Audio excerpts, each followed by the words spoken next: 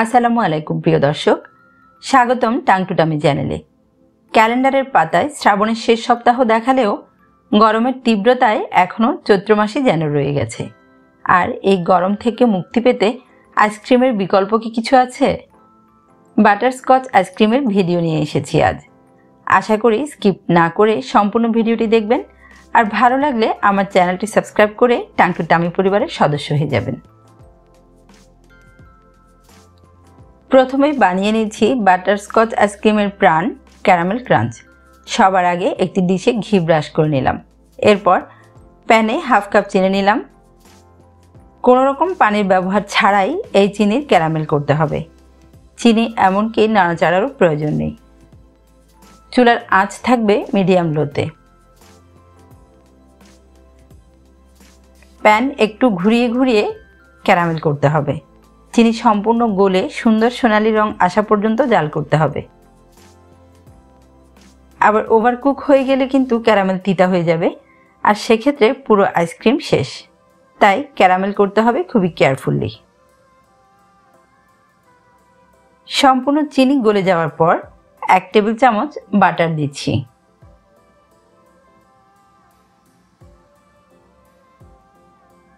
Butter দিয়ে খুব ভালোভাবে নেড়েচেড়ে নিতে হবে।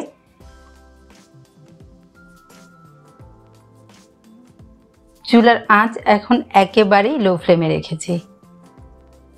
সম্পূর্ণ বাটার গলে যাওয়ার পর দিয়ে দিচ্ছি হাফ কাপ কাজু বাদাম কুচি। কাজু বাদামগুলো নেড়েচেড়ে ক্রিস্পি করে ভেজে নিচ্ছি। সর্বোচ্চ 1 থেকে 1.5 মিনিটের ভেতরই এগুলো ভাজা হয়ে যাবে। এরপর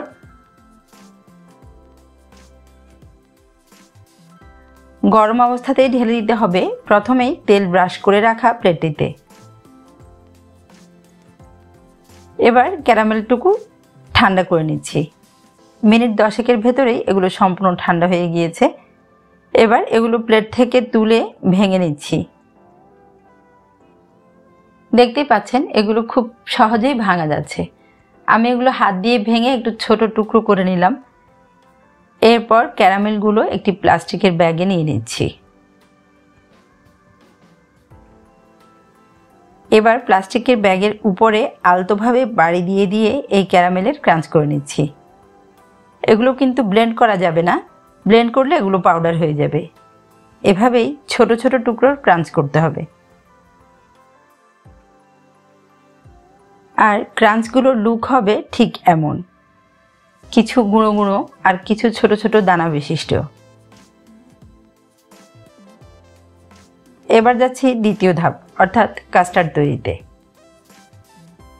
কাস্টার্ডের জন্য প্যানে 2 কাপ দুধ নিলাম। মূলত এখানে 1 কেজি দুধ জাল করে করে সম্পূর্ণ ঘন করে 2 কাপ করেছি। এই যে দেখুন, সম্পূর্ণ দুধ একদম মালাই মালাই হয়ে গিয়েছে।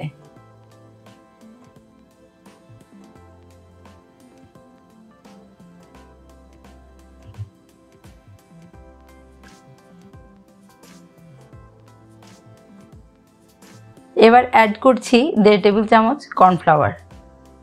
আপনার হাতের কাছে যদি বাটারস্কচ ফ্লেভারের কাস্টার্ড পাউডার থাকে তাহলে তা ইউজ করতে পারেন, সেক্ষেত্রে আর কর্নফ্লাওয়ার ইউজ করতে হবে না। 2 টেবিল চামচ গুঁড়ো দুধ দিলাম। এবার এগুলো ভালো করে মিশিয়ে নিচ্ছি। মেশানো হয়ে গেলে দিয়ে দিচ্ছি হাফ কৌটো কনডেন্সড মিল্ক। কনডেন্সড মিল্কের পরিবর্তে চিনি ব্যবহার করা যায়, তবে কনডেন্সড মিল্ক দিলে আইসক্রিমের টেক্সচার একদম ক্রিমি ক্রিমি হয় এবং টেস্ট অনেক বাড়ে। এগুলো ভালোভাবে মিশিয়ে নিচ্ছি। মেশানো হয়ে গেলে প্যানটি চুলায় তুলে দিলাম।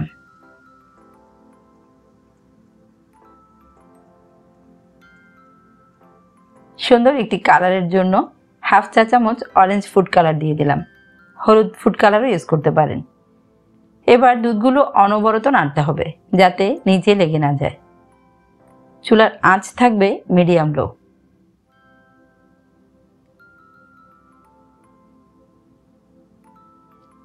নাড়তে নাড়তে যখন দুধ ঘন কাস্টার্ডের রূপ নেবে। অর্থাৎ এভাবে আঙুল দিয়ে 2 ভাগ করলে সহজেই মিলে যাবে না, তখন চুলা থেকে নামিয়ে ঠান্ডা করে নিতে হবে। আমি কাস্টার্ড অন্য একটি বাটিতে ঢেলে নিয়েছি দ্রুত ঠান্ডা করার জন্য, এবং এগুলো রেফ্রিজারেটরে নর্মাল চেম্বারে রেখে দেব যতক্ষণ না ঠান্ডা হয় ততক্ষণ পর্যন্ত।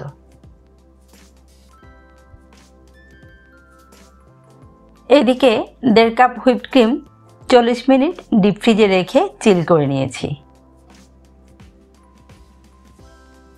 এবার এগুলো লো স্পিডে বিট করে নিচ্ছি।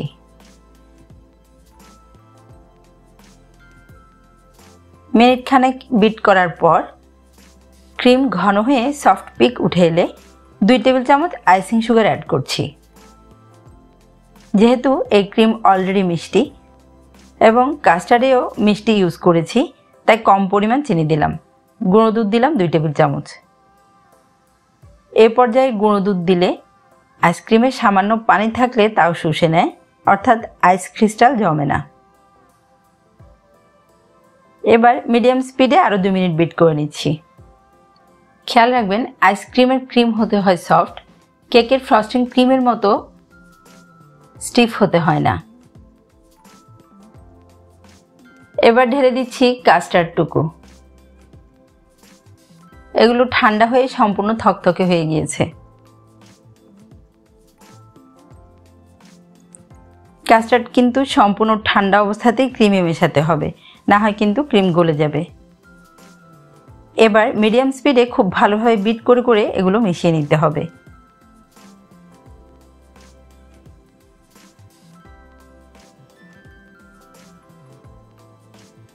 মূলত কাস্টার্ড আর ক্রিমের এই মিশ্রণই আইসক্রিমের বেস। স্প্যাচুলা দিয়ে চারপাশ থেকে নেড়ে মাঝখানে এনে আবারও বিট করে নিচ্ছি।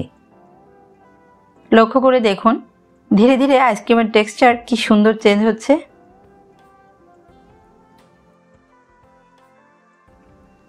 একদম স্মুথ ফ্লাফি একটা লুক।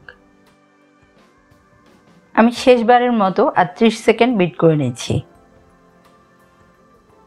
ক্রিমগুলো একদম পারফেক্ট হয়েছে, এয়ার বাবলে ভরা, একদম লাইট আর ফ্লাফি, একটি পারফেক্ট আইসক্রিমের বেস। বিট করা হয়ে গেলে তৈরিকৃত সেই ক্যারামেল ক্রাঞ্চ দিয়ে দিচ্ছি আইসক্রিমের উপর। সামান্য পরিমাণে রেখেছি ডেকোরেশনের জন্য। এবার এগুলো মেশাতে হবে খুবই আলতো হাতে স্প্যাচুলার সাহায্যে। এক্ষেত্রে বিটার ব্যবহার করা যাবে না। একদম উপর নিচ করে করে খুব ভালোভাবে ক্রাঞ্চগুলো মিশিয়ে নিলাম।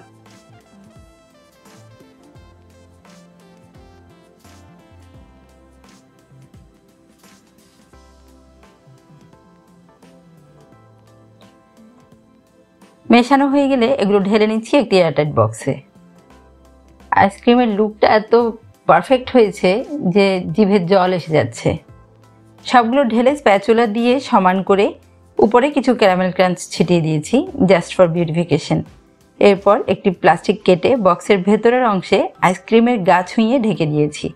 এতে ঢাকনার নিচে আইস ক্রিস্টাল জমলেও তা আইসক্রিমে পৌঁছাবে না। এরপর ঢাকনা লাগিয়ে ডিপ ফ্রিজে রেখে দিয়েছি 7 থেকে 8 ঘন্টার জন্য। ফিরে এলাম 8 ঘন্টা পর। দেখুন আইসক্রিম জমে গিয়েছে। প্লাস্টিকটি তুলে নিলাম এবং কোথাও কোনো আইস ক্রিস্টাল নেই। মিনিট 2 জন্য আইসক্রিমটি একপাশে রাখছি একটু নরম হওয়ার জন্য।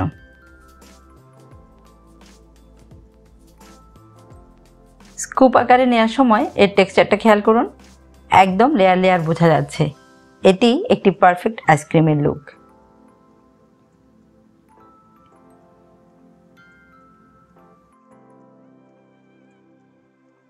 এক একটা স্কুপ কত সহজে নেওয়া যাচ্ছে খেয়াল করেছেন? একদম সফট এবং ফ্লাফি। এই নিন দারুণ সুস্বাদু বাটারস্কচ আইসক্রিম। নামটি যেমন গালভরা, টেস্টও তেমনি মনকাড়া। একটু কাছে থেকে দেখাচ্ছি, দেখুন শক্ত বরফের মতো নয়, আবার এতটা সময় নিয়ে ভিডিও করছি কিন্তু দ্রুত গলেও যাচ্ছে না। আর স্বাদের কথা কি বলবো, নিজে বানিয়ে না খেলে বলে বোঝানো যাবে না। আমার অনুরোধ থাকবে একবার হলেও এই বাটারস্কচ আইসক্রিম বানিয়ে খাবেন, আর তখন বলবেন আমি সত্যি বলেছি কিনা। দর্শক, ভিডিওটি ভালো লাগলে লাইক, কমেন্ট এবং শেয়ার করে পাশে থাকার অনুরোধ রইল। আজ এ পর্যন্তই। আবার দেখা হবে নতুন কোনো ভিডিও নিয়ে। সে পর্যন্ত ভালো থাকুন, সুস্থ থাকুন। আল্লাহ হাফেজ।